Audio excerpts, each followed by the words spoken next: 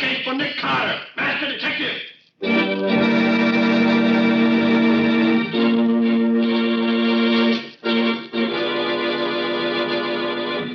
Yes, it's another case for that most famous of all manhunters, the detective whose ability at solving crime is unequaled in the history of detective fiction. Nick Carter, Master Detective.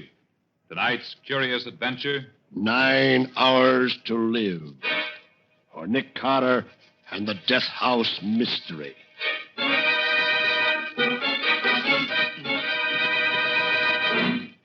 And now, a late news bulletin.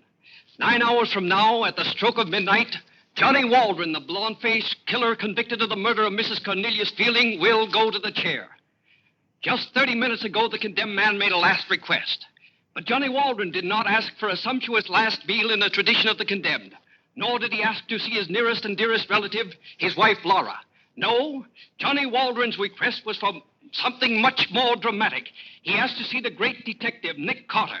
Now, just what this last-minute conference means is anybody's guess. Perhaps a reprieve for Waldron. Perhaps a clue as to what happened to the Fielding jewels, which up to now have not even been found. At any rate, the master detective, Nick Carter, has consented to talk with Waldron and is probably at this very moment entering Death House Row. Keep tuned to this station for further dramatic developments.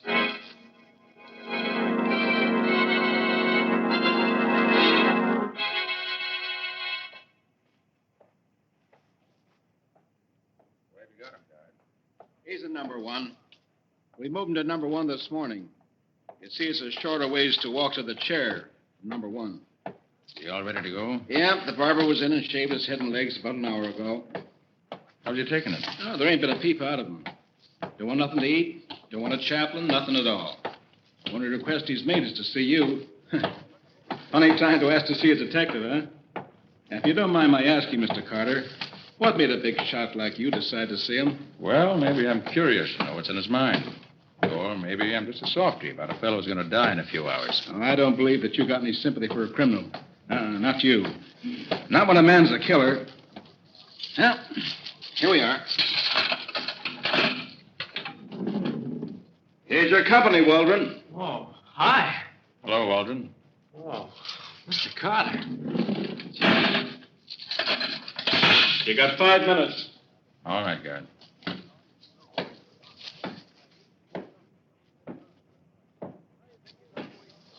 Well, Johnny? Oh, so you did come. Gosh, I was afraid you wouldn't. Well, I must admit I was surprised when the warden called me and said you wanted to see me. Yeah, I imagine you were. Gee, it was sure nice of you to come. Let's skip the formalities, Johnny. Time's too short for chit-chat. Come to the point.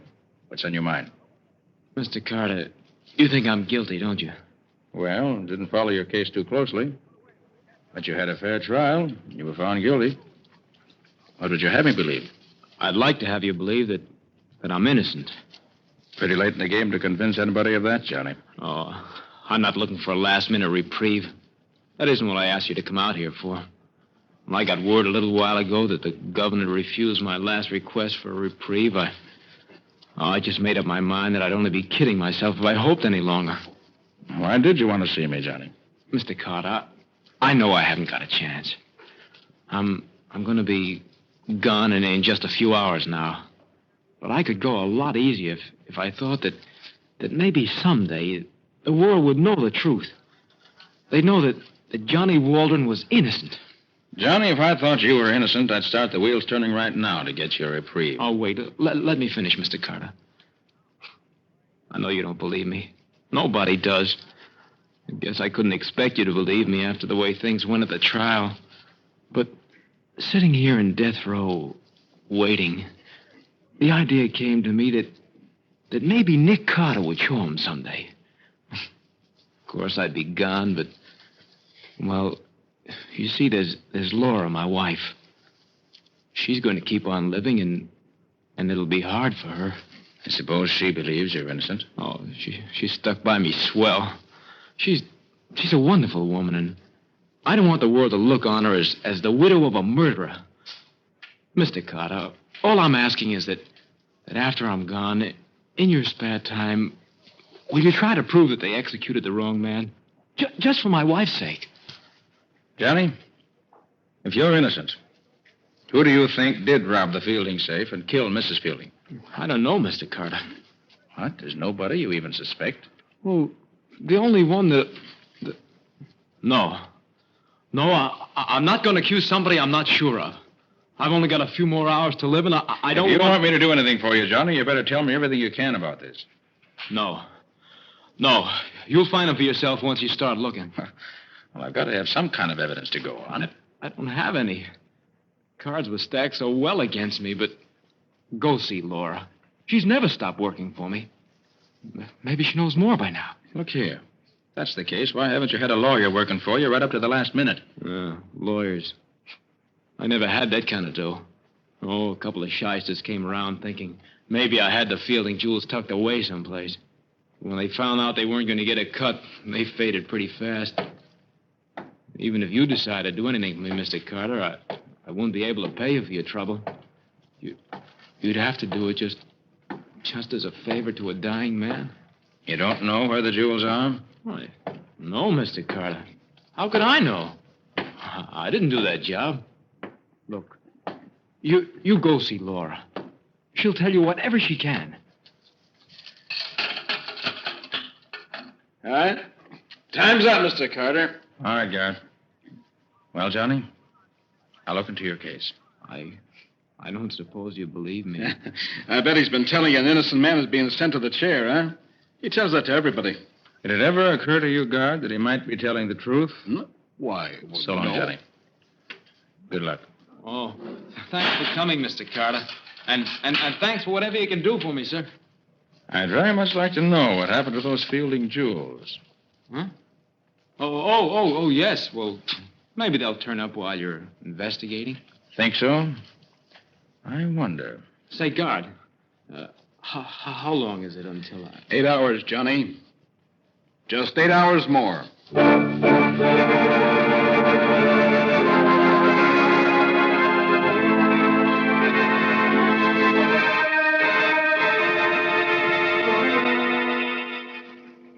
Hello, Nick Carter's office. Oh, Patsy, this is Nick. Oh, Nick, thank heaven you called. This place is a madhouse. The office is filled with reporters. The newspaper and broadcasting companies have been telephoning. And the district attorney has been trying to reach you. Well, what's the trouble? They want to know if you're going to try to get a reprieve for Johnny Waldron. The DA said he'd stick around his office all evening. And he's contacted the governor, and he'll be on tap ready. Reprieve? Oh, great heaven, I just talked to the fellow. I don't have any evidence, none whatsoever. What's the matter with the DA? Well, when Nick Carter goes to work on a case, even at the 0 hour, something usually pops. Well, tell him to hang on to the hats a while. And you, Patsy, go up to the courthouse and get a transcript from the Waldron trial. Dig up what you can out of our files about Waldron. I'm heading back from State's prison right away. Meet you in front of the office. All right, Nick. But we're going to have to work fast. They throw the switch in exactly 7 hours and 40 minutes.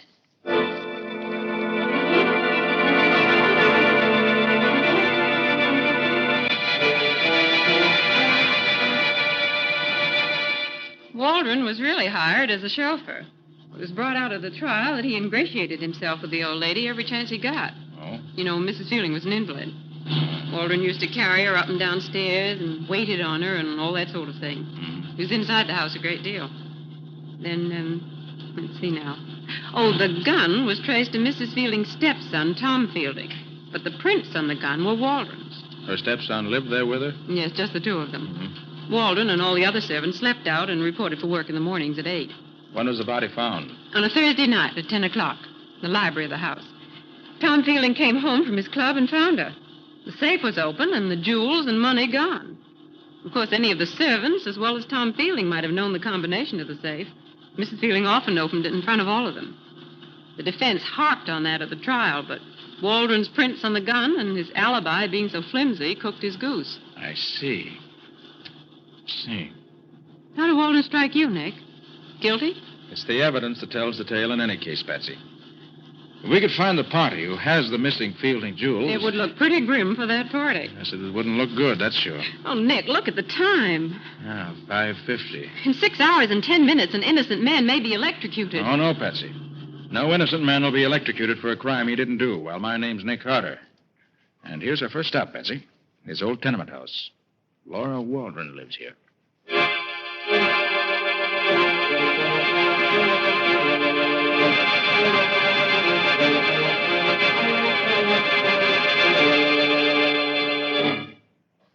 You're very nice to come to see me, especially today.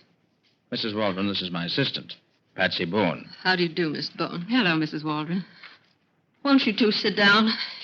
Here, let me dust the chair. Oh, no, don't. It's perfectly all right. Since Johnny's been away, I haven't been as good a housekeeper as I used to be. I've no heart for it anymore. Mrs. Waldron, I came to see you because... I know you went to see my husband. I heard on the radio. Yes, that's right.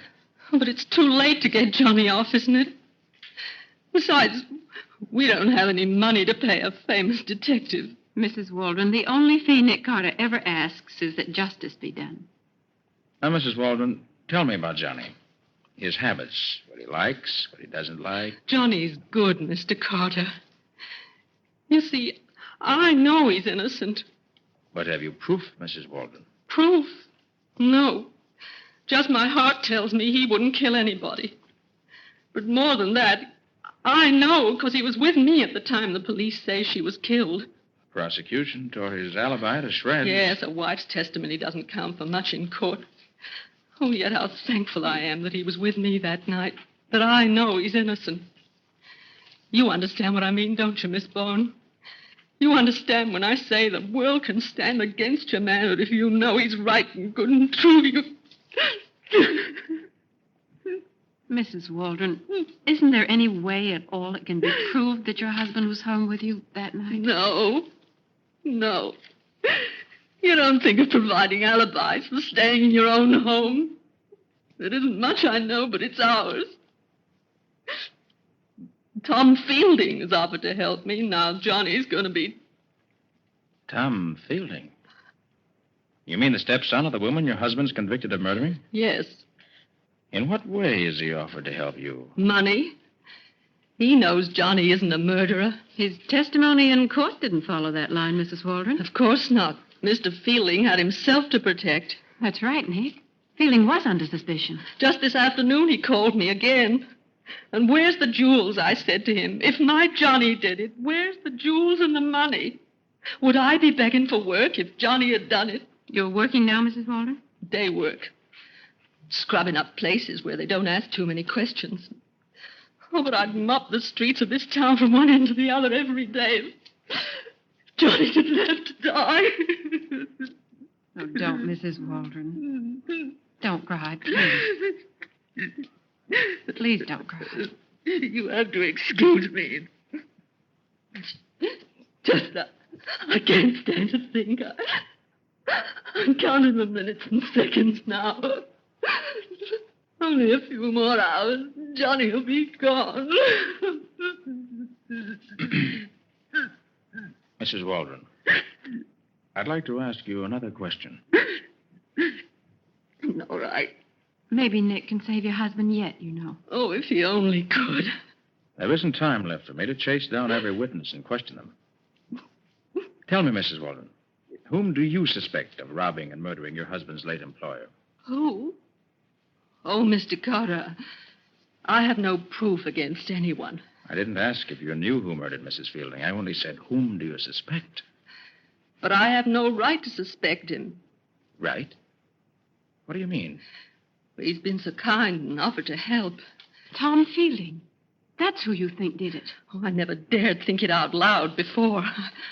He was her stepson, you know, but she loved him like her own. Oh, they had their quarrels. Oh, they were just money spats. I'm not saying he did it, only... Only what? You talk to him, Mr. Carter. All right, I will. We'll go right over to the Fielding house now. Oh, but you won't find him at home at this hour, Mr. Carter. He's always at the club at this time. I know from when Johnny used to drive for him. That's the old Hunt Club, isn't it? Yes. 10th and 5th. Mm-hmm. Come on, Patsy, let's hurry. Time's precious. Okay. Goodbye, and thank you. I'll be right here waiting and praying you find the guilty man in time to save Johnny.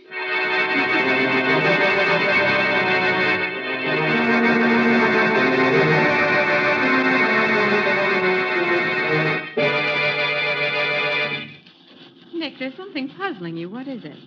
Didn't you think Mrs. Waldron's story made sense? Well, it did, and it didn't.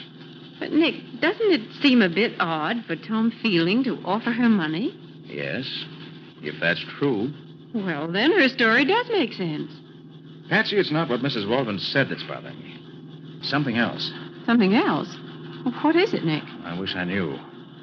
But it's something that doesn't fit into the picture. It's in the back of my mind somewhere, but I can't quite get the key to it. And if you ask me, Tom Fielding is the one who could straighten out a lot of things.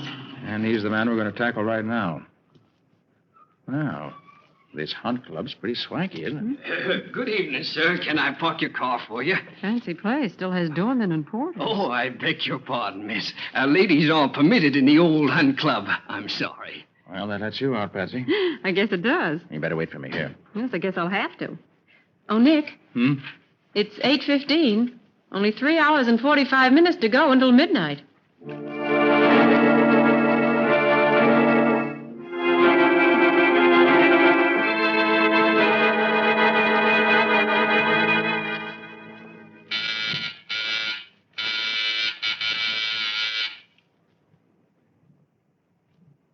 Ring again, Nick. Fielding wasn't at his club, so he's got to be home here. Your womanly intuition isn't working right tonight, Patsy. Not a light in the whole house. I don't think anybody's home. Oh, Mr. Fielding, if you only knew how much time we've wasted looking for you. Well, Patsy, maybe we can uncover enough evidence without seeing Mr. Fielding face to face. What are you going to do? Little high-class lockpicking in the interest of Johnny Waldron and his wife, Laura. There we are. All right, come on in. Stay behind me. Gee, it's dark in here. Shut the door, and I'll use my flash. Where are we headed for? The library. Oh. That's the room Mrs. Fielding was killed in, wasn't it? Mm-hmm. Now, let's see. These old houses, the library is usually back this way, off the center hall. Come on. All right. You think there's anybody beside us in the house? I hope not. Here we are. This is the door. This must be it. Mm-hmm. Yeah. This is the library. What are we looking for? Well, right now, I'm looking for Mrs. Fielding's safe. Safe? Mm-hmm. Safe. Oh, it's behind that portrait up here. That was in the testimony. Yeah, you're right. Thanks, Betsy. Oh, turn on that small lamp, will you? Take a glance at the papers on the desk while I open this safe. Say. Mrs. Fielding held her son and heir down while she was living. He's certainly making up for it now.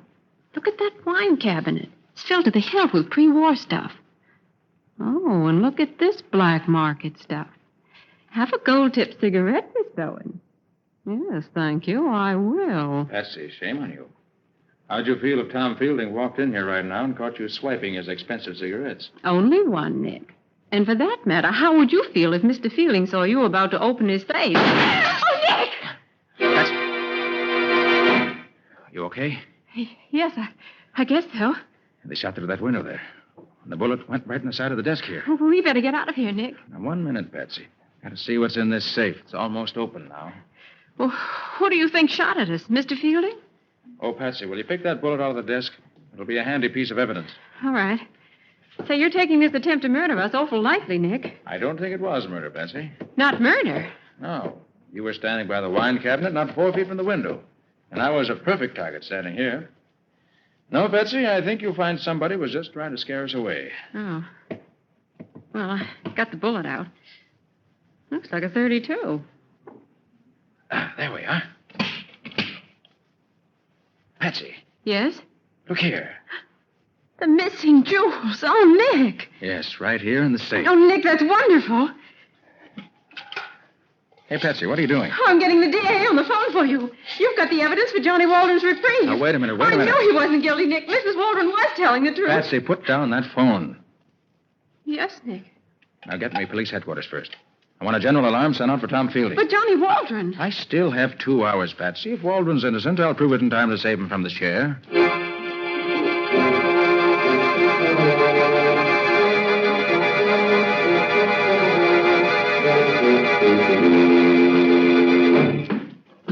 Nick, why should you want to talk to Mrs. Waldron again when you haven't asked for the reprieve?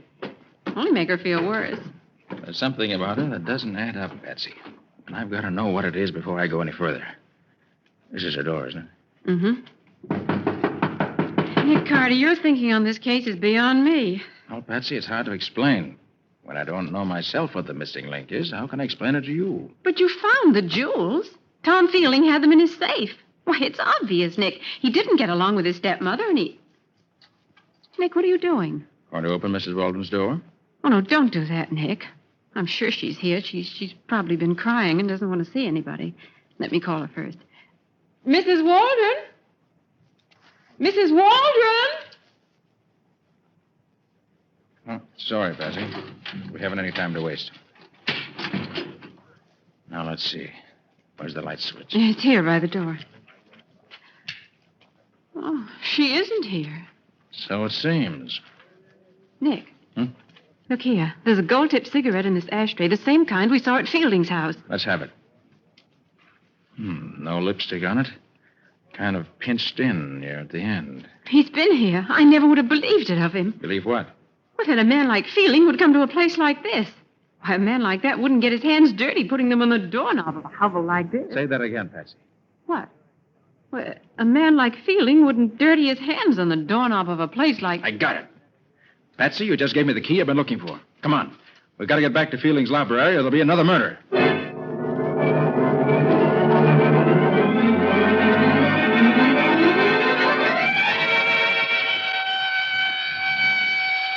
You know, Patsy, there are times when having a siren on this car comes in handy. And tonight's one of them. Hope we're in time. Do you think the police have picked Fielding up yet, or do you think he'll be at his home? He's at home. I'll bet my bottom dollar on that. Nick, do you know what time it is? Stop worrying about the time and come on. I'm right with you. The place is still dark. There's a little light shining in the hallway. He's here, all right. Watch your step, Patsy. Don't worry about me. I slipped the latch on the front door when we left. Let's see if it's been bolted. No, still open. All right, come on. Where do you think he is? The library, probably. Oh, I hear someone, Nick. Yeah, they're both here. Oh, that's Mrs. Waldron's voice. Open the door, Nick. No, it's locked. I'll try to pick it. Oh, Nick, hurry. I am hurrying. Stay away from me! He's killed her. There. Oh, Mrs. Waldron. Oh, thank heaven you came. He was just going to shoot me. I got the gun away from him and... You shot him. Yes, Mr. Carter. But it was self-defense. Anyone can see that. Oh, I'm so sorry for you, Mrs. Waldron. It was worth it. It was worth it. Now Johnny will be safe. He won't have to die in the chair. Nick, you've only got 7 minutes to call it. 7 minutes to 12. Hurry, Mr. Carter. Just a minute. Calm yourself, Mrs. Waldron. Here, have a cigarette. A cigarette? All right. May I light it for you? Thanks. Wait a minute till I get my cigarette holder out of my bag. So, you do use a cigarette holder. I thought so. Nick, the time is getting awfully short for your call to the DA. I'm not going to make that call. Why, Nick. Not going to make it. No, Mrs. Waldron. It was a nice frame-up you and your husband tried against Tom Fielding, but it didn't work. Frame up? Yes, frame-up. You and Johnny staged this whole thing to get him a last-minute reprieve. It was pretty clever, but you made a couple of mistakes. For example, this gold-tipped cigarette butt I found in your apartment tonight. What about it? When I found this butt in your apartment, all pinched in at the end from having been smoked in a holder, I knew you'd lied about not having seen Tom Fielding. These particular cigarettes are made to order for him. I didn't leave it there. I couldn't be sure of that until I found that you used a cigarette holder. Then I knew I was right. You did leave it here. Go on, prove it. Another thing. Patsy. Take a look at Mrs. Waldron's hands. My hands? Why, they're beautiful. Beautifully manicured. Exactly. Mrs. Waldron, with hands like yours, you don't scrub floors for a living. That dingy apartment of yours is merely a front. Look out, Nick! A gun, huh? Yes, and I know how to use this gun, too, and I'm going to. Oh! So sorry to hate you, Mrs. Waldron. Patsy. Yes? Take a look at Tom Fielding. See if he's still alive. Right, Nick. You haven't got anything on me. You can't get He's me still for breathing, anything. Nick. Good. Phone for an ambulance, quick. Okay.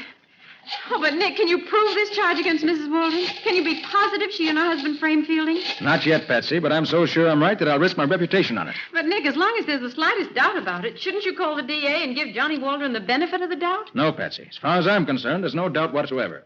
I'm so sure I'll even risk Johnny's life on it.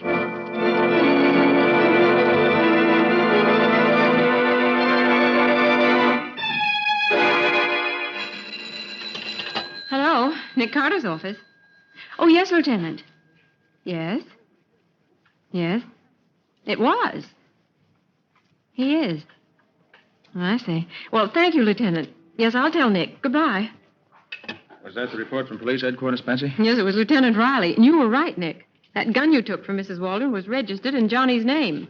And she lied about taking the gun away from Fielding and shooting him in self-defense. Fielding's fingerprints weren't on the gun anywhere, but hers were all over it. Did they check with the bullet wound you picked out of that desk? The one that was fired at us? Yes, and it came from the same gun. Fine. And what about Fielding? What did Riley say? He's going to live. What's more, he regained consciousness long enough to make a statement. Good. Oh, Nick, that Mrs. Waldron was certainly clever. She was planting the jewels in Fielding's safe when he came in the room and caught her. So She held him at the point of her gun and knocked him out, bound his wrists and ankles, gagged him, and hid him away in another room. What? How did you know that? Very simple, Betsy. The marks where he'd been tied were still on his wrists when I examined him, and also there was a bump on his head. Nick, you're always holding out on me. And one other thing. What made you think Fielding's life would be in danger way back when we were in Mrs. Waldron's apartment the second time? Curious, huh? Well, Patsy, after your inspired remark about hands, I suddenly realized what it was about Mrs. Waldron that puzzled me. It was her hands. I knew that with hands like hers, she couldn't be earning her living scrubbing floors. Oh, I see. And if she were lying about that, it was very probable she was lying about everything. And the whole thing was a plot to make Fielding look guilty. But why should that make you suddenly afraid that something might be going to happen to Fielding? Patsy, if she and Johnny were so anxious to get Johnny a reprieve that they were willing to give up the jewels to make it look as if Fielding were really the guilty man, it was entirely possible that she might go further and kill Fielding and try to make it look as if he killed himself. But how would that help Johnny Waldron? Well, if it was done right, it would look as if he were remorseful at having let Johnny take the blame. And she almost got away with it. But she didn't, because Nick arrived in the nick of time. You're a wonderful detective, Mr. Carter.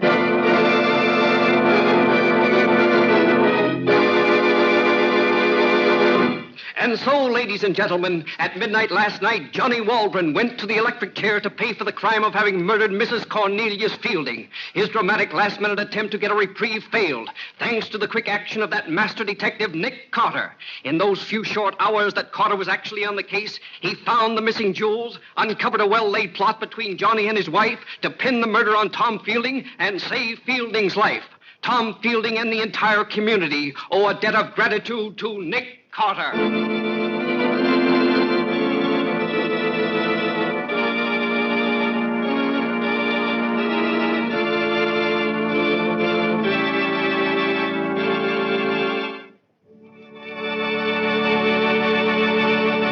This has been another of the strange adventures of Nick Carter, Master Detective, which are brought to you regularly at this time by WOR Mutual. In the strange adventure you have just heard, Nick Carter was impersonated by Lon Clark, Patsy by Helen Choate. The story was written for Nick Carter by Barth Conray. Original music was played by Lou White. The entire production was under the direction of Jock McGregor.